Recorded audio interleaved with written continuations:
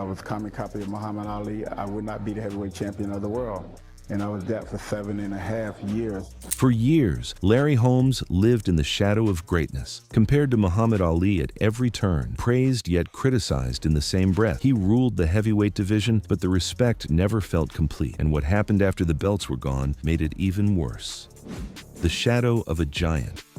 Larry Holmes was born on November 3, 1949, in Cuthbert, Georgia, to John and Flossie Holmes, the fourth of 12 children in a sharecropping family. 12 children. A sharecropping family in the rural Deep South in the late 1940s. That is the world Larry Holmes entered, and it was a world that offered him almost nothing in the way of opportunity or hope. When he was just 6 years old, the family packed up everything they had, which was not much at all, and relocated to Easton, Pennsylvania, searching for something better amid the steel mills and the factories of the industrial Lehigh Valley. But even that move did not bring the stability a child needs, because his father soon abandoned the family, leaving Flossie Holmes to raise all 12 of those children on her own. Now think about that for a moment. Think about what it means to be a young boy growing up without a father, in a house with 11 brothers and sisters, in a city that didn't really care whether you made it or not. The family was so poor that their modest home didn't even have indoor plumbing. Larry Holmes, the future heavyweight champion of the world, grew up without indoor plumbing, and his father's occasional visits from Connecticut, where he worked as a gardener until his death in 1970, offered the boy almost nothing in the way of comfort or guidance. So Larry did what a lot of kids in that situation do. He dropped out of school in the 7th grade to support his family, taking whatever work he could find. He shined shoes in bars for 15 cents plus tips. He worked at a car wash for $1 an hour. He drove a dump truck. He labored in a quarry. He was a child doing the work of a grown man, because there was nobody else to do it. And when he wasn't working, he was fighting, not in a ring. On the streets, frequently involved in street fights and unable to stay out of trouble, Holmes was headed down a path that led nowhere good. But then something happened. Someone saw something in this angry, restless, impoverished kid from Easton, Pennsylvania. He found structure at the Easton Police Athletic League, where supervised matches helped him channel his aggression into something productive. And a trainer named Ernie Butler, a man who believed in Larry Holmes when almost nobody else did, invested in his gear and travel and helped him develop the raw talent that was already there. Holmes gave up drugs after a personal epiphany during a long run, committed himself to the discipline of boxing, and compiled an amateur record of 19 wins and 3 losses. On March 21, 1973, Larry Holmes turned professional with a 4-round decision over Rodell Dupree. And before that first professional fight in Scranton, Pennsylvania, his trainer Richie Giacchetti gave him the nickname that would follow him for the rest of his life, the Easton Assassin. It was a name that fit because Larry Holmes was about to assassinate everything that stood between him and the heavyweight championship of the world. In the mid-1970s, Holmes did something that would define his career in ways both beautiful and tragic. He became a sparring partner for legends like Muhammad Ali and Joe Frazier, absorbing elite-level techniques while earning good money and sharpening his skills against the very best fighters on the planet. He helped Frazier prepare for his 1974 rematch with Ali. He spent 5 years working alongside Ali himself, studying the way the man moved, the way he jabbed, the way he controlled a fight with his mind as much as his fists. Most closely with Muhammad, I worked with him for 5 years as his sparring partner, and then I ended up fighting him. And it was during those years, those 5 years in Ali's shadow, that Holmes developed what many boxing historians consider one of the best left jabs in heavyweight history. He took what Ali had taught him and made it better, sharper, faster, more precise. He built his entire style around that jab, around the philosophy of hitting without being hit, and it would carry him further than anyone could have imagined. On June 9, 1978, at Caesars Palace in Las Vegas, the undefeated Larry Holmes at 27-0 stepped into the ring against Ken Norton for the WBC Heavyweight Championship. Norton was a 6-5 favorite. Norton was the man who had broken Muhammad Ali's jaw. Norton was supposed to win, but Larry Holmes had something that night that no oddsmaker could measure. Well, Kenny Norton, June 9, 1978, when I won the title. The fight itself was a brutal, grueling 15-round war, one of the closest 15-round fights ever contested. Holmes won by a razor-thin split decision, with scores of 143-142, 143-142, and 142-143. It was close. It was contested, but it was enough. Larry Holmes was the heavyweight champion of the world, and then he stayed the heavyweight champion of the world for the next 7 years. What Holmes did during those 7 years is nothing short of extraordinary. He defended the title 20 times, the second most in heavyweight history behind only the great Joe Louis. He beat everyone who was put in front of him. He beat Ernie Shavers twice, a man widely considered one of the hardest punchers in the history of the sport, surviving knockdowns in the second fight to win by TKO in 1979. He beat the undefeated Jerry Cooney in a racially charged mega fight in 1982, stopping the taller challenger in the 13th round with precision boxing that made Cooney's 25-0 record look like a lie. He compiled a record of 48 consecutive victories without a single defeat, a winning streak that put him one fight away from tying Rocky Marciano's legendary 49-0 record. And yet, through all of it, through every defense, every knockout, and every masterful performance, the world treated Larry Holmes like he was a placeholder, like he was keeping the seat warm until a real champion showed up. Critics labeled him boring or a copycat of Ali, ignoring the fact that his jab was better than Ali's, that his defense was tighter, that his record was more dominant. The media dismissed him as a transitional champion, a footnote in the post-Ali era, and the fans followed the media's lead. But none of that hurt as much as what happened on October 2nd, 1980, the night that changed Larry Holmes forever. The night that changed everything.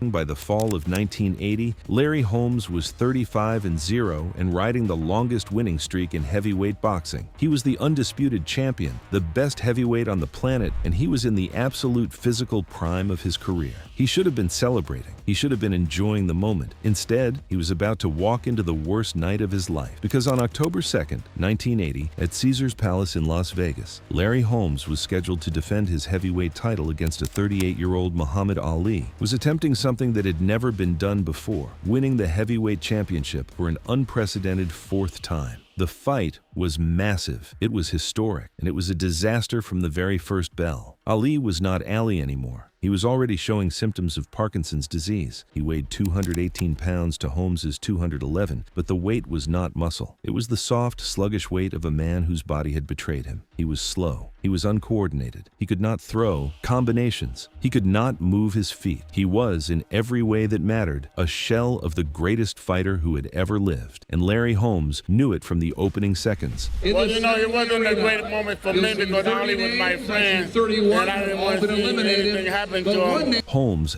dominated every single round. There were no knockdowns, but only because Holmes was holding back. He later admitted that he was not hitting Ali with a closed fist for much of the fight. He was pulling his punches, trying to win without destroying the man he loved. But the rounds kept going, and Ali kept absorbing punishment. And Holmes kept begging for someone to make it stop. Holmes begged referee Richard Green to stop the fight mid-bout, pleading with the official to show mercy. But the referee's response was blunt and unforgiving. And boxing, you know, hitting them and hurting them, something I didn't want to do. The instruction from the referee was clear: shut up and box. So Holmes kept boxing, and Ali kept absorbing punishment. Round after round after round, the greatest fighter in history stood there and took a beating from the man he had once trained. And the whole world watched, and nobody did a thing about it. Finally, mercifully, after 10 rounds of systematic destruction, Ali's trainer Angelo Dundee stopped the bout against Ali's own wishes. It was the only stoppage loss in Muhammad Ali's entire career. Holmes earned $10 million for the fight. Ali earned $8 million, but the money meant nothing. Not to Holmes, not after what he had just been forced to do. After the fight, Holmes broke down. He cried during his post-fight interviews. He went to Ali's dressing room and declared his love for the man he had just beaten senseless. He was devastated in a way that winning a fight is never supposed to make you feel. In boxing, you know, and that was the thing. But the world did not see a man in pain. The world saw a man who had just beaten up Muhammad Ali, and the world decided that Larry Holmes was the villain. Fans and media vilified Holmes for accepting the bout against an ailing Ali, ignoring the fact that it was Ali who had pushed for the fight, ignoring the fact that Holmes had begged for it to be stopped, ignoring the tears and the visits and the declarations of love. None of that mattered. What mattered was that Larry Holmes had beaten Muhammad Ali, and for that crime, he became the antagonist in Ali's narrative, forever tainted, forever unforgiven. And the cruelty of it is that this was also the moment that should have cemented Holmes as one of the greatest heavyweights of all time. He was 36-0. He had just stopped the most famous boxer in history. He was in offense, total command of the division. But instead of celebrating his dominance, the world treated him like a monster. And that treatment would follow him for the rest of his career. Holmes kept fighting. He kept winning. He defended his title against Tim Witherspoon in a grueling split decision in 1983 and against Carl Williams in a controversial unanimous decision in 1985. He built a thriving business empire in Easton, founding L&D Holmes Enterprises in 1980 and developing a 100,000-square-foot office complex along a street that the city actually renamed Larry Holmes Drive. He opened restaurants, he created jobs, he invested millions back into the community that had raised him, but the shadows never stopped following him. His feud with promoter Don King turned ugly when Holmes sued King for fraud over withheld earnings from the 1982 Cooney fight, alleging that King had shortchanged him by $300,000 and refused access to financial records. The lawsuit led Holmes to vacate the WBC title in 1983 rather than fight King's mandated opponent, a decision that cost him recognition even as it preserved his dignity. Controversial decisions in fights like the Williams bout fueled further criticism, and Holmes's outspoken nature only made things worse. He was isolated, he was underappreciated, and he was running out of time. On September 21, 1985, at the Riviera Hotel and Casino in Las Vegas, Larry Holmes suffered his first professional defeat at the hands of Michael Spinks, a light heavyweight champion who had moved up in weight. Holmes entered the fight at 48-0, one victory away from tying Rocky Marciano's perfect record. But Spinks won a unanimous decision, 143-142 on all three cards, and the dream was dead. Holmes was so frustrated by the loss that he said something he would regret for years. He lashed out at the comparison to Marciano, famously stating that Rocky Marciano couldn't carry his jockstrap. It was a comment born of anger and disappointment, but the public took it as disrespect to another beloved champion, and it added yet another layer of hatred onto Holmes's already battered reputation. In the rematch on April 19, 1986, Spinks won again by controversial split decision, and Holmes announced his retirement at age 37. He was done, or at least he thought he was done. A champion's long goodbye. Retirement did not last. It never does for fighters like Larry Holmes, men who have spent their entire lives in the ring and do not know how to exist outside of it. In January of 1988, Holmes came back, and he came back against the worst possible opponent, the undisputed heavyweight champion, Iron Mike Tyson. Holmes was 38 years old. He had been out of the ring for nearly 2 years, and Tyson was the most terrifying force in boxing, a 21-year-old wrecking ball who was knocking people unconscious in the first round. It was a mismatch on paper, and it was a mismatch in the ring. Only time I got stopped is when Mike Tyson hit me. He's the only one that stopped me, so I never believe in taking a whole lot of punches. Holmes went down 3 times in 4 rounds before the fight was mercifully stopped. But Mike was the only one that hit me, and he knocked me down. He got up the first time thinking he had merely slipped. I thought I slipped. I got up, he hit me again, knocked me down. Then it got worse. Holmes tried to set up a counter, waiting for Tyson to come in so he could catch him with an uppercut. But fate had one more humiliation in store. I'm going to wait till he come in, and I'm going to hit him with an uppercut. Well, my arm got caught in the rope. His arm got caught in the rope. That was the only knockout loss of Larry Holmes's entire career. And years later, he would reflect on it with the kind of candor that only comes from a man who has made peace with his mistakes. No, it was something that I done that they offered me $3.5 million for. That I think I won't take it. But Holmes was far from finished. In 1991, he began yet another comeback, fighting a string of lesser opponents to work his way back into contention. And then came the fight that proved the old man still had something left. Well, people said that I should have never gotten in the ring in the first place. My legs was too small. Holmes was 42 years old and preparing to fight Ray Mercer, a dangerous young heavyweight who had just brutally knocked out Tommy Morrison. The experts said Holmes was crazy. The experts said he was too old. The experts said he was going to get hurt. I was a common copy of Muhammad Ali. I would not be the heavyweight champion of the world. And I was that for 7.5 years. Holmes upset Mercer and proved every single one of them wrong. That win earned him a shot at Evander Holyfield for the undisputed title on June 19, 1992 at Caesar's Palace. But Holmes lost by unanimous decision, unable to overcome Holyfield's youth and speed despite going the full 12 rounds. He kept fighting. Other losses came, including a 1997 split decision to Brian Nielsen in a fight that Holmes insists to this day he won. Man, I beat Brian Nielsen up. I beat him. Listen, if a guy beat me, I would say something. I beat him up. The Nielsen loss stung, but it didn't stop Holmes. And they didn't give it to me. And I said, okay.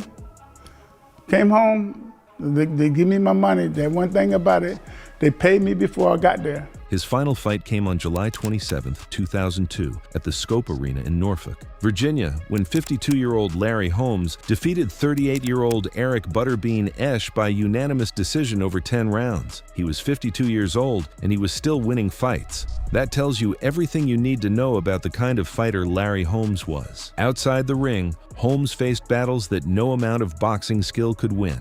In March of 2013, at age 63, Holmes was diagnosed with diabetes after a terrifying health scare. His blood sugar levels were so dangerously high that doctors credited his athletic background for saving his life. He was hospitalized at St. Luke's in Bethlehem Township for 2 days, and the experience shook him to his core. Initially requiring 4 daily insulin injections, Holmes eventually transitioned to medication and lifestyle changes, documented in a 2016 film called Fight of His Life. Through it all, his wife Diane was by his side. Married to Diane Robinson since 1979, the couple raised 2 children together, Candy and Larry Jr., while Holmes also maintained relationships with 3 daughters from prior relationships. Diane founded Heart of a Legend, a charitable organization that raises funds for pediatric cancer, diabetes research, and community revitalization. Together, they donated to shelters like Third Street Alliance and partnered with local businesses for community initiatives. But the emotional scars from a lifetime of being overlooked have never fully healed. Holmes retired with a final record of 69 wins, 44 by knockout, and only 6 losses, with every single loss coming in a world title fight. He was inducted into the International Boxing Hall of Fame in 2008. A 9-foot bronze statue was unveiled on December 13, 2015, at Scott Park along Larry Holmes Drive, depicting him throwing that famous left jab. And yet, even with all of that, the recognition he craves has never fully arrived. YouTube documentaries with titles like Larry Holmes is now 75, How He Lives is Sad, and The Heavyweight Champion Everyone Avoided frame his story as one of lost respect and eternal frustration. No, I'm Larry Holmes, and that's been a lot of people's problem, that I've been Larry Holmes. That one sentence contains more truth than any boxing statistic ever could. My record speaks for itself. You know, I don't really have to prove anything to anyone. 7.5 years as the heavyweight champion of the world. Holmes himself has named Ernie Shavers as the toughest man he ever fought, and has expressed deep regret over the Tyson comeback, saying he should never have taken that fight. But his biggest regret, the one that cuts the deepest, is the fight with Ali. Not because he lost, because he won, and because winning that fight cost him everything that winning a fight is supposed to give you. There is an old saying in boxing that the sport does not care about you once it is done with you. Larry Holmes knows that saying better than anyone. He lived it, he breathed it, he carried it with him for over 4 decades. But there's something else about Larry Holmes that the boxing world has never been willing to acknowledge. He was great. Not just good, not just tough, not just durable. Great. 20 title defenses, a jab that was better than Ali's, a record that speaks for itself, a business empire built from nothing, a community transformed by his generosity. Larry Holmes has something that a lot of fighters will never have, a great left jab. That was George Foreman himself, one of the greatest heavyweights who ever lived, acknowledging what the rest of the world has been too stubborn to admit. Larry Holmes had a gift. A rare, extraordinary, once-in-a-generation gift. And the tragedy of his story is not that he lost it. The tragedy is that the world never gave him credit for having it in the first place. The Easton assassin is 75 years old now. He lives quietly in the town he helped build, surrounded by family, by grandchildren, by the bronze statue that throws a left jab forever into the Pennsylvania sky. And somewhere in the back of his mind, he is still waiting, still hoping, still believing that one day, the world will look at what he did and finally say the words he has been waiting his entire life to hear. Thank you for watching. If you enjoyed watching this video, click on one of the boxes playing on your screen to watch more similar content.